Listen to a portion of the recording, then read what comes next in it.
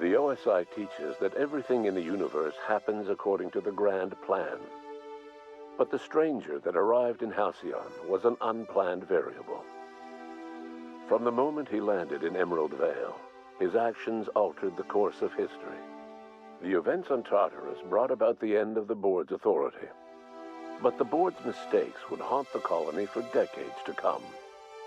The damage they left behind would require the work of a generation to repair. Dr. Phineas Wells began reviving a handful of the Hope's colonists: engineers, scientists, technicians, and intellectuals. They were among the brightest minds the Earth had ever sent out into the stars. The Hope scientists and engineers woke up in a colony descending headlong into total collapse. With no way to return to Earth, they had no choice but to band together and devote themselves to the cause of saving Halcyon. The people of Halcyon were nothing if not hardy. In the absence of the board's authority, many of the colony's settlements banded together with a single purpose in mind: survival. Life was especially hard in the years to come. Some towns dissolved by attrition and starvation, but most of them found a way to carry on. In the years to come, Halcyon was forced to reckon with its newfound freedom. The board was gone, and for better or worse, the colony was responsible for its own destiny. Between MSI's worker-centric policies and the iconoclast's manpower, Sanjar and Zora were able to rally many of the Terra 2 townships to their cause. MSI's workforce swelled, and the iconoclasts enjoyed a significant surge in their ranks.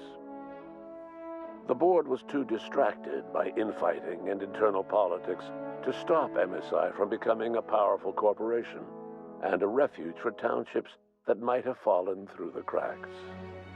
Consumed by paranoia, Luya Hagen took Sublight Salvage in a controversial direction, openly accusing board officials of an extraterrestrial conspiracy. One day, an accident at the Groundbreaker's docking bay silenced her forever. Time would tell if her replacement could keep the Sublight family together. Adelaide McDevitt replaced Reed Thompson as the leader of Edgewater. She and her followers transformed Edgewater in their image. Anyone loyal to Reed was pressured into leaving town, and those who stayed behind adapted to her way of life. Adelaide transformed the old cannery into a new garden. The nearby Edgewater Cemetery provided a convenient source of fertilizer. As for Reed Thompson, it was said that he lasted exactly 2 days outside the walls of Edgewater. Years later, a marauder was found in possession of his hat. Under the leadership of Junlei Tennyson, the Groundbreaker held firm against corporate influence. The ship's mechanical stability gave Junlei the time to educate a promising generation of engineers schooled in her family's traditions. The future of the Groundbreaker looks promising. The rediscovery of the Hope and the abandonment of the lifetime employment program forced Byzantium to come to terms with some uncomfortable realities about the state of Halcyon.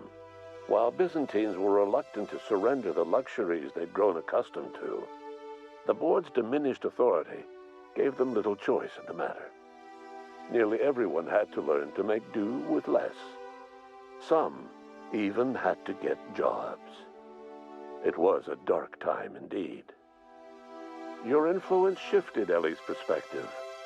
She finally admitted, albeit grudgingly, that she just might need other people. Sometimes. With a steady income from the life insurance payouts, she was finally able to afford a ship of her own. She hired a small crew and flew supply missions to communities on the fringe. Some of them were even legal. Life in Halcyon was sobering for Felix Millstone. The grand revolution he dreamed of never came. There was no great awakening for the colony, no celebrations in the streets. There was only the hard, desperate work of trying to repair a broken colony. Felix never had a head for numbers, but if there was labor to be done, he was there to help. Eventually, Felix realized that the work of a revolution was done with two hands. As much as he enjoyed his adventures aboard the Unreliable, the vicar, known as Max, eventually decided that it was time to move on, to live out the life he had sought so long to create. He knew there were many in the colony who carried burdens much worse than the ones he had struggled with, and he devoted himself to easing their suffering wherever he could. He only ever took up arms again to defend the defenseless. Unshackled from a lifetime of striving and fighting the universe and himself, Vicar Maximilian de Soto was finally at peace. Once the matter with the Hope colonists was resolved, Junlei bashfully asked Parvati if she'd like to join her permanently on the Groundbreaker, and Parvati enthusiastically, if somewhat awkwardly, agreed. The stories of her adventures spread across the colony, and Parvati soon found herself the center of attention. Having served as the engineer of a renowned spacecraft, tramp freighters and wildcat miners sought her out by name, and in no time, she was a fixture in the Groundbreaker's mechanical ecosystem. She and Junlei were never far apart. Nyoka returned to Monarch to take another crack at making a permanent life for herself. She formed the Charon Group, a mercenary outfit of ragtag survivalists and wilderness experts. Anyone in need of a guide, or just looking to throw back a beer and swap stories, could find her camping on the trail or clearing an infestation. The SAM unit that accompanied you spread awareness of the product line's superior sanitation and maintenance capabilities across what was left of the colony. This led to a boost in SAM unit sales. Did you know that SAM units are the longest-lasting, toughest-acting cleaning solution in Halcyon? Minister Clark was released from house arrest, and his contact with you gave him a sense of renewed purpose and vigor. Once it became clear that no help would be coming from Earth, he threw his considerable efforts and talents into helping Halcyon manage the crisis before it. As for Dr. Phineas Wells, he spent his remaining years in his orbital lab.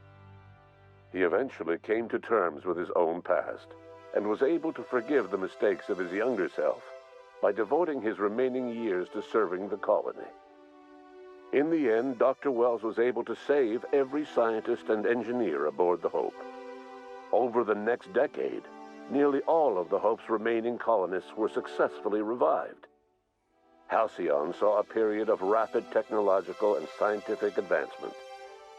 Breakthroughs in dietary supplements saved the colony from starvation. Geoengineering projects and social reforms began to change the structure and character of the colony.